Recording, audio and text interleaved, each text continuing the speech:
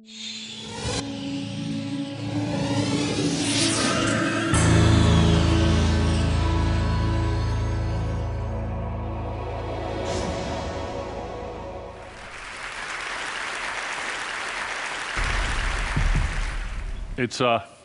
wonderful to be back. I love this wonderful gathering, and you must be wondering, what on earth? Have they put up the wrong slide? No. Look at this magnificent beast and ask the question, who designed it?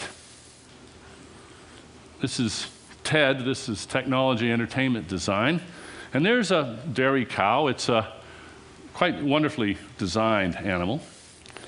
And I was thinking, how do I introduce this? And I thought, well, maybe that old doggerel by Joyce Kilmer, poems are made by fools like me, but only God can make a tree. And you might say, well, God designed the cow. But of course, God got a lot of help.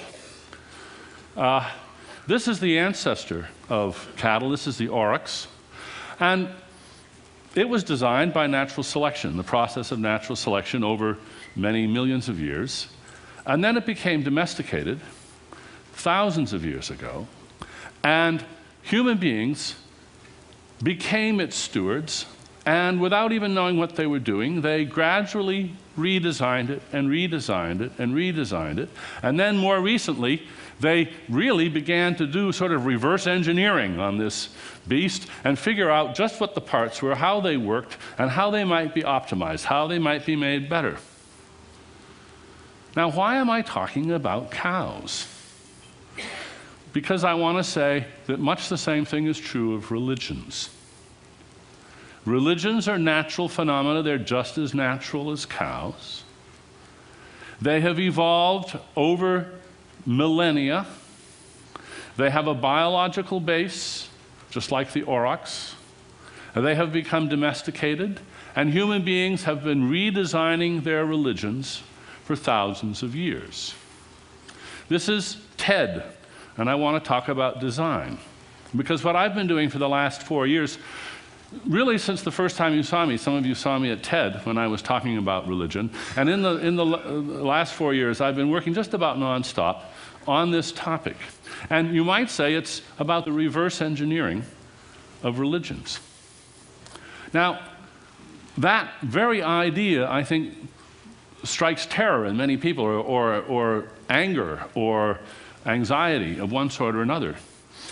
And that is the spell that I want to break. I want to say, no, religions are an important natural phenomenon. We should study them with the same intensity that we study all the other important natural phenomena, like global warming, as we heard so eloquently last night from Al Gore.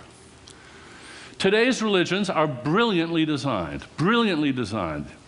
They are immensely powerful social institutions, and many of their features can be traced back to earlier features that we can really make sense of by reverse engineering.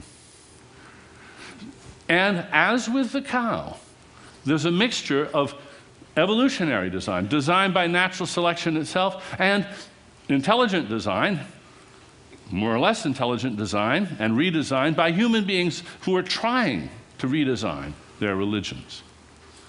So this is, you don't do book talks at TED, but I'm going to have just one slide about my book, because there's one message in it which I think this group really needs to hear, and I would be very interested to get your responses to this. It's the one policy proposal that I make in the book at this time, when I claim not to know enough about religion to know what other policy proposals to make, and it's one that echoes remarks that you've heard already today. Here's my proposal. I'm going to just take you a couple of minutes to explain it.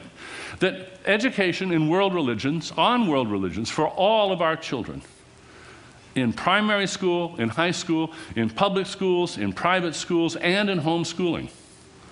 So what I'm proposing is, just as we require reading, writing, arithmetic, American history, so we should have a curriculum on facts about all the religions of the world, about their history, about their creeds, about their texts, their music, their symbolisms, their prohibitions, their requirements, and that this should be presented factually, straightforwardly, with no particular spin, to all of the children in the country. And as long as you teach them that, you can teach them anything else you like. That, I think, is maximal tolerance for religious freedom. As long as you inform your children about other religions, then you may, and as early as you like, and whatever you like, teach them whatever creed you want them to learn, but also let them know about other religions. Now, why do I say that? Because democracy depends on an informed citizenship. Informed consent is the very bedrock of our understanding of democracy. Misinformed consent is not worth it. It's like a coin flip. It's just not, it doesn't count, really. Democracy depends on informed consent. This is the way we treat people as responsible adults. Now, children below the age of consent are a special case. Parents, I'm going to use a word that Pastor Rick just used. Parents are stewards of their children. They don't own them. You can't own your children. You have a responsibility to the world, to the state, to them, to take care of them right.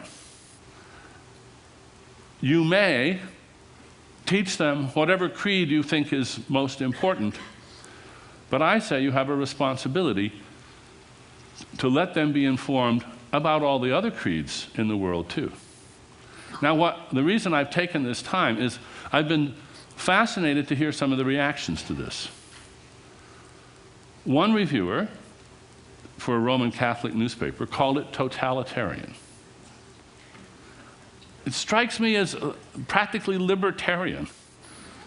Is it totalitarian to require reading, writing, and arithmetic? I don't think so. All I'm saying is, and facts, facts only, no values, just facts about all the world's religions.